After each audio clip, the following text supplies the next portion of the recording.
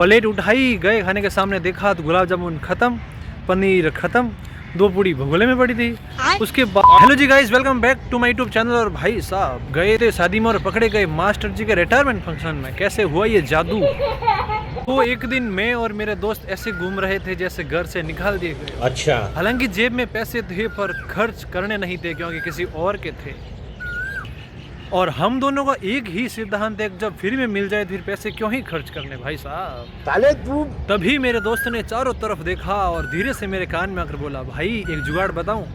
मैंने कहा हाँ भाई बता, कैसा जुगाड़ है तेरे पास।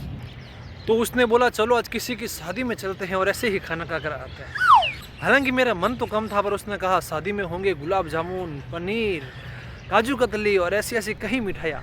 ये सुनकर मेरा भी मन पिघल गया और फिर मैंने कहा चलो फिर देरी किस बात की। फिर मैंने कहा तुम दोस्त कम और फ्री का वैज्ञानिक ज़्यादा लग रहा है मुझे। फिर हम शादी वाले फंक्शन को ऐसे ढूंढ रहे थे जैसे किसी अपराधी को सीआईडी ढूंढ रहे हो। फिर कुछ आगे जाकर देखा तो भाई साहब एक मैदान में जोरदार टेंट लगे हुए, लाइटें चमक रही, कुर्सियाँ लगी हुई जोरदार, नए नए कपड़े पहने हुए लोग घूम रहे थे, लाइट में झपाझप कर रहे। अच्छा। फिर ये देख रहे मैंने दोस्त को बोला भाई ये पक्का शादी ही है ना। तो उसने कहा हाँ हाँ, जब तक मैं हूँ फिर डरना ही क्यों। और अभी तो शुरुआत होगी, शाही पनीर, काजू करी, मटर पनीर, काजू कतली, गुलाब जामुन भाई साहब। फिर मैंने उसको कहा पहले रुक जा, अंदर चले फिर मैंने डिसाइड करेंगे, अंदर घुस तो जाए एक बार। और हम दोनों ऐसे अंदर घुसे जैसे दूल्हे के भाई तो हम ही है, इतना तैयार हो गए भाई साहब और इतना ही कॉन्फिडेंस लेवल के साथ। और हमारे चेहरे के एक्सप्रेशन तो ऐसे थे जैसे पूरा ही फंक्शन हमने ही मैनेज कर रखा है। ऐसे ही हमने अंदर एंट्री मारी तो भाई साहब प्याज, ककड़ी, टमाटर वगैरह ऐसे ही कटे हुए पड़े थे। मेरा देखकर दिमाग खराब। मैंने कहा यार ये क्या, अभी तक तो ये सारे सब्जियां कटी हुई पड़ी है, अभी तक तो कुछ बना ही नहीं, ऐसे ही जल्दी आ गए हम। ये देखकर मैंने मेरे दोस्त की गोदी में एक जोर से उड़ाई। उसने कहा अब क्या हो गया। तो मैंने कहा अभी तो सब्जियां ही नहीं बनी, तो इतने जल्दी ही हमें यहाँ ले आया। तो उसने फिर गोदी में उड़ाते हुए बोला अरे लाला ये सब्जियां नहीं ये सलाद हैं। फिर मुझे समझ में आया कि हाँ आज हम भी बहुत बड़ी शादी में आए हैं। फिर एक आदमी हमें ही देख रहा था। दोस्त ने बोला एक्सप्रेशन ऐसे रख जैसे दूल्हे के बड़े भाई तो हम ही है। तो मैंने बोला एक्सप्रेशन से क्या होगा जब कपड़े ही गरीबों वाले पहने हैं और ऐसे लग रहा है जैसे हम खाने नहीं यहाँ चोरी करने आए हैं। फिर थोड़ा और आगे जाकर हमने देखा तो ना डीजे ना दूल्हा, कुछ नहीं दिख रहा था। तो मैंने दोस्त को कहा यार भाई दूल्हा नहीं दिख रहा है। तो उसने बोला कहीं ट्रैफिक में फंस गया होगा, अभी आ जाएगा। तो भाई साहब मुझे लगा कि दूल्हा तो ट्रैफिक में फंसा और हम भूख में फंसे हैं।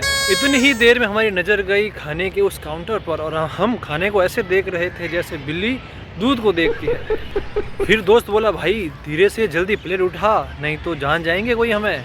मैंने कहा जल्दी तो उठाना पर धीरे से उठाना नहीं तो वैसे ही पकड़े जाएंगे। और जैसे ही मैं प्लेट उठाने लगा पीछे से आवाज़ आई अरे भाई ज़रा रुकिए। हम दोनों ने ऐसे पीछे देखा जैसे पीछे पुलिस आ गई हो। एक आदमी हमारे पास आके बोला भाई तुम कहाँ से आए हो, कभी पहले तुम्हें देखा नहीं हमने। तो मेरे दोस्त ने बिना सोचे समझे कह दिया अरे अंकल, जो वो अंकल खड़े हैं ना स्टेज पर, हम उनके लड़की के फ्रेंड्स हैं। अच्छा। इतना कहते ही हम संकट के अंदर घिर गए। और मैं बोला यार यहाँ लड़की कहाँ से आ गई, अब जब दूल्हा स्टेज पे नहीं है कोई लड़की नहीं, लड़की कहाँ से आ गई। उसने कहा तू शांति रख मैं भी सेट करता हूँ। तब तक लगभग वो प्रोग्राम समाप्ति की ओर था। वो अंकल खुद स्टेज से आकर मेरे दोस्त के कंधे के ऊपर हाथ रखे बोले अच्छा तो तुम मेरी लड़की वालों की तरफ से हो।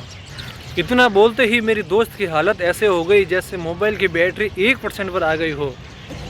फिर अंकल ने दूसरा हाथ मेरे कंधे के ऊपर रखे बोला अरे बेटा तुम किसकी तरफ से हो। फिर मुझे लगा कि यार यहाँ किसी की शादी तो है नहीं, ना ही लड़का ना ही लड़की, ना स्टेज पर कोई है, शादी तो किसी की है नहीं।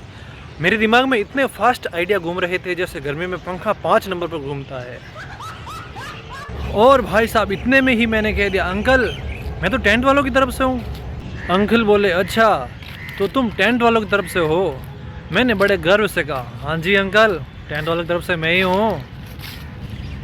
फिर अंकल बड़े गर्व के साथ बोले अच्छा तो मैं पिछले 2 घंटे से टेंट वालों को और बर्तन वालों को ढूंढ रहा हूँ, कोई मिल ही नहीं रहे। फिर अंकल गुस्से में बोले पता नहीं कहाँ मर गए थे तुम यार, जब हमारा काम था तब तो तुम आए नहीं और जब खाने का टाइम हुआ तुम दौड़ के चले आए। और भाई साहब पास में खड़ा मेरा दोस्त धीरे धीरे मंद मंद मुस्कुरा रहा था। फंस गए भाई साहब अब तो। मैंने कहा हंस मत भाई, अब तेरी भी बारी वापस आएगी, अब ध्यान रखना तुम। तभी पीछे से एक आवाज़ आई, अरे ये कोई शादी का फंक्शन नहीं है, ये तो मास्टर जी का रिटायरमेंट फंक्शन है।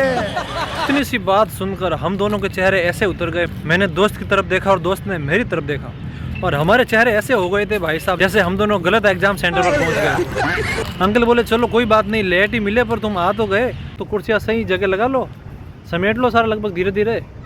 और भाई साहब हम जो फ्री में खाना आए थे वो लग गए हैं अब मजदूरी पर। दोस्त काम करता हुआ बोल रहा था, भाई आज तो गुलाब जामुन और पनीर बहुत महंगा पड़ने वाला है।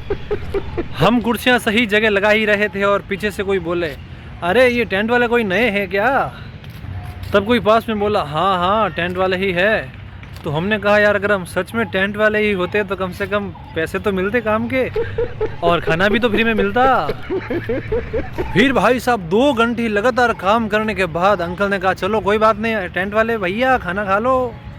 तो भाई साहब हम जैसे ही गए प्लेट उठाने, प्लेट उठाई गए खाने के सामने देखा तो गुलाब जामुन खत्म, पनीर खत्म, 2 पूड़ी भगोले में पड़ी थी। उसके बाद जो हमारे साथ बीती भाई साहब क्या ही बताए, ओ हो कि हे भगवान इतना काम करने के बाद भी खाना नहीं मिलता है। फिर हमने अंकल को कहा, अंकल खाना खत्म हो गया है, हम टेंट वाले हैं, भूखे रहेंगे क्या? अंकल ने कहा बेटा जोर से बोलने की जरूरत नहीं है, अगर खत्म हो गया तो कोई बात नहीं। पर कोई बात नहीं, अब खत्म हो ही गया हो, अगर वैसे भगोले खाली हो गए हो तो भगोले धो लो, वहाँ पड़ा सरफ, भगोले धो लो बढ़िया से और लगा लो जेट और ले जाओ, तुम्हारी गाड़ी में भर के टाइम पे तुम भी फ्री हो जाओगे। पैसे लेते हो, ले जाओ तुम्हारे बर्तन यहाँ से। मैंने धीरे से दोस्त की तरफ देखा और कहा एक बार तो फ्री हो जा, फिर मैं तुझे बताता हूँ फ्री का खाना क्या होता है। तो भाई साहब इतनी मुश्किल के बाद भी हमें खाना नहीं मिला। और अब ये थी स्थिति बिन बुलाए शादी में जाने का लफड़ा। और अगर आप भी कभी शादी में जाओ तो ये पता कर लेना कि शादी है या रिटायरमेंट फंक्शन है, कहीं हमारे जैसे पकड़े तो नहीं जाओ। और अगर आप भी ऐसे कभी पकड़े गए हो तो कमेंट में बता दीजिएगा। फिर मिलता है नेक्स्ट व्लॉग में।